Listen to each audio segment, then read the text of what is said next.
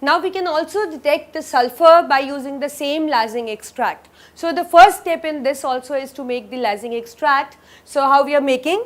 We have taken again a fusion tube with the sodium piece and we heat it till it melts. Then we add an organic compound containing, this time the organic compound contains obviously a carbon, and along with that it contains the sulfur.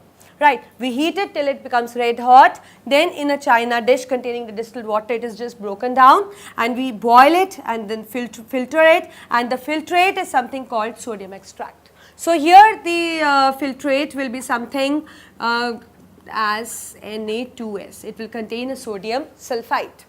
So now what happens, we take the sodium sulfide, let us say this is my sodium sulfide here. Right. So we actually take a filtrate into 2 tubes because we can actually perform the process by using the how to indicate the presence of sulfur actually. So I just divide the filtrate into 2 tubes. So let's my half part of filtrate here, half part of filtrate here. So now we will consider this first one now.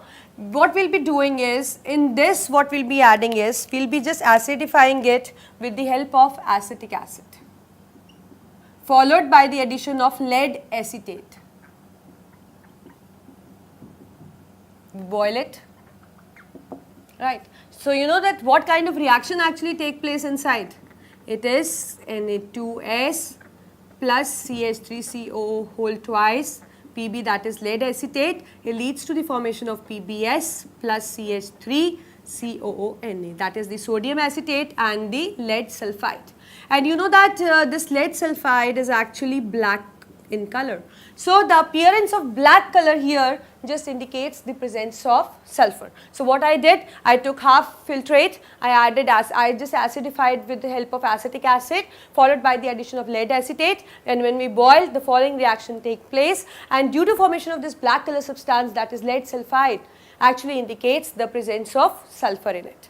Now we can perform one more test, but before I tell you about that, I just want to tell you that here we cannot use sulfuric acid to acidify it. The reason being, if we will use the sulfuric acid, lead sulfide won't be formed. Instead of lead sulfide, we will get the lead sulfate, right. So to prevent that, we take the acetic acid here.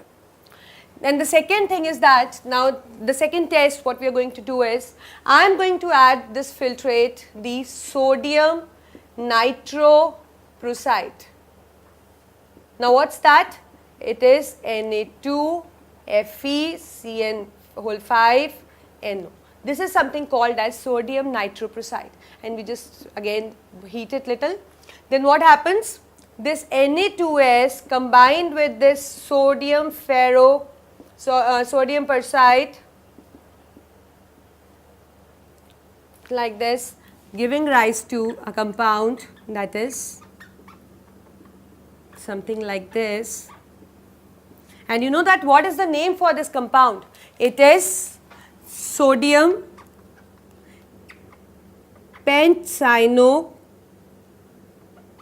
nitrosyl sulfide ferrate. Sodium pentacino nitrosyl sulfide ferrate. This is the compound. You know that what is the color for it? It is purple in color. So appearance of this purple color just indicates that the formation of sodium pentacino nitrosyl sulfide ferrate, which indicates that this organic compound actually contains the sulfur in it. So whenever you want to detect, the lysine test is the best test actually with what we use in the qualitative analysis. So this is how you can detect the presence of the sulfur.